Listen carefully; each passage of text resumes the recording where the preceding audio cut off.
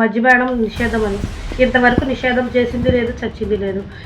ఎంతమందిని ఏడిపిస్తున్నావు అలాంటి లిక్కర్ మాఫియాలు అమ్మి, పనికి మళ్ళీ బ్రాండ్లు తెచ్చి అవి మనుషులు తాగి ఎంత ఆరోగ్యం చెడిపోతున్నారు. చిన్న చిన్న పిల్లలు ఉన్న తల్లిదండ్రులు ఉసూరుమని ఏడుస్తున్నారు. వాళ్ళు ఉసూరు ఏనాడు తగులుద్దు జగన్మోహన్ రెడ్డి నీకు?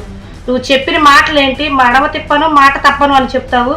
ఇలాంటి పనికి మాలిన హామీలు ఇచ్చి నువ్వు జీవితంలో గెలవను. ఇక గెలిచే ఛాన్సే లేదు నీకు. తాగుడు వల్ల చాలా కుటుంబాలు చాలా నష్టపోతున్నాయమ్మా. కూతురు పెళ్లి చేయాలన్నా రూపాయి సంపాదన ఉండదు. ఇప్పుడు మద్యపానం 30 రూపాయలు ఉండేది 300 చేశారు.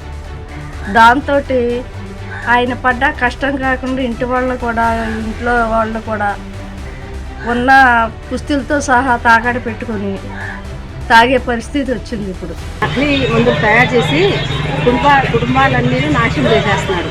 ఆడపిల్లలు గలవాళ్ళు కూడా చాలా నష్టపోతున్నారు.